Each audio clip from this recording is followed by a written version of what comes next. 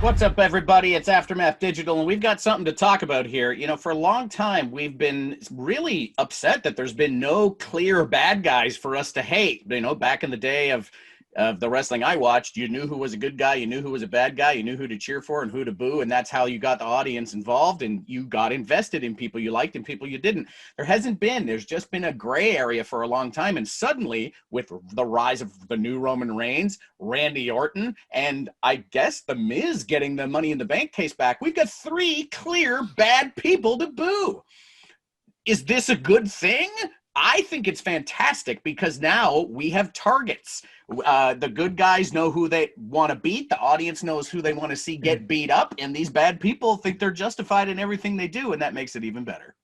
That's exactly what this business has been predicated on since its inception. I don't know, decades, a century ago, whenever it was. You have good versus evil. You have a guy you want, like you said, Nug, you have a guy you want to see get their butt kicked, and you have the guy or girl that you want to see do the butt kicking. For a long time now, there seems to be this thing where, like you said, shades of gray. And it's okay to have very few people with that shades of gray and let the people decide whether they like them or not. But you need clearly defined villains and heroes. And that's where again, at the end of the day, this is a business, so it's predicated to drawing money. And if you want to draw an audience, that, in my opinion, draws. Roman Reigns, like you said, has been nailing it. Miz, as we've talked about before, Miz is annoying, and you want to see him get his butt kicked, and that works.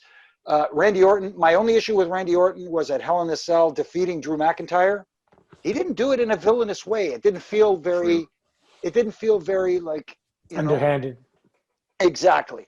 But other than that, you're right. Now we just need clearly defined good guys that people can get behind to face these villains. Well, yeah, that's actually my point, is that when you have these clearly defined heels, it's generally the precursor to an emerging superstar babyface that has to overcome them. So I'm really looking forward to see who this new crop of heels is going to elevate to be that new babyface superstar.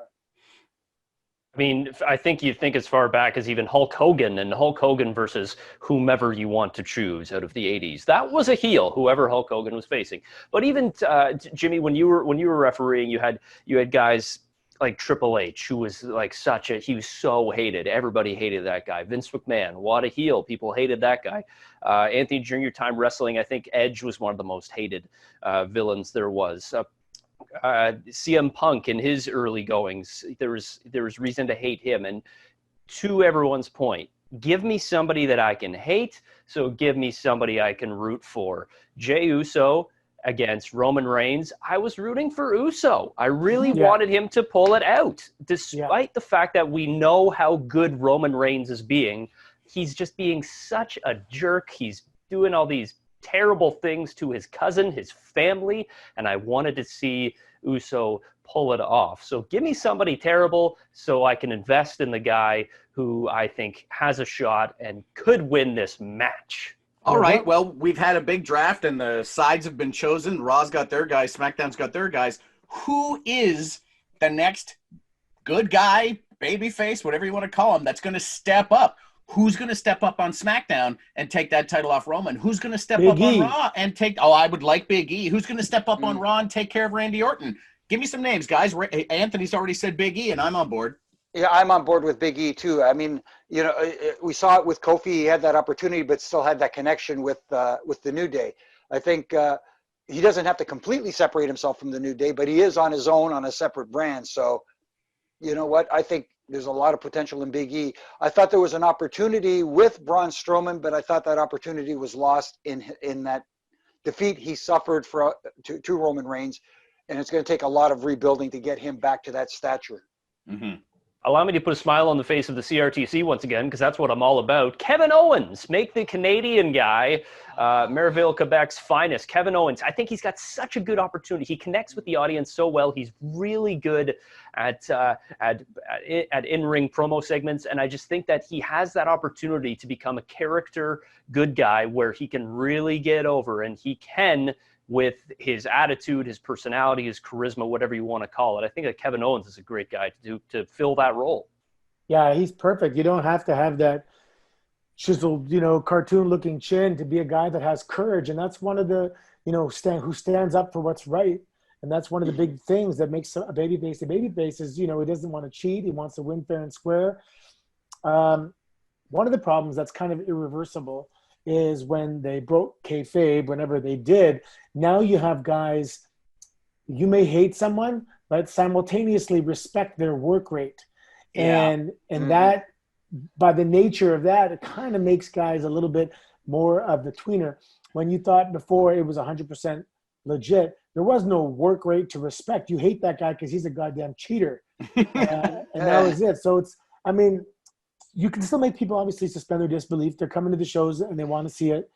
But perhaps that in the back of your mind is that respect factor is there. See, and I hate to rail on the audience here, and you said something there, suspension of disbelief. And I think we all knew in the back of our minds that sports entertainment was sports entertainment, but we watched it to be entertained, not to break it down and say, oh, look at that, look at this, and try to be analysts.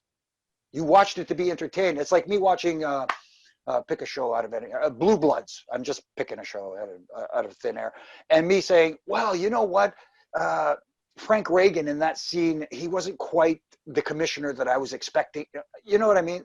Stop trying to overanalyze it and just sit back and try to be entertained. And for the audience at home right now, it's our job to analyze it. You don't have to do it. There's 4 of us doing it for you. You don't need to do that. That's our job. Literally our job is to analyze it. And again, like I've said before, there's no right or wrong. It's what works and what resonates with the audience. And you may not like something. I said this before. There is a comedy show out there that didn't resonate well with me. I wasn't a fan of it, but it got great ratings. Does that mean I'm wrong or right for not liking it? No, it just means it wasn't my taste. Also, ratings are just a measurement of how many people tune in, and sometimes a lot of people tune in to see a car crash. Good point.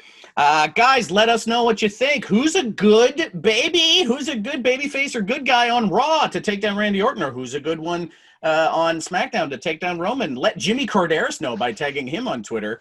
And we'll be back for Kevin's very first time ever hosting trivia.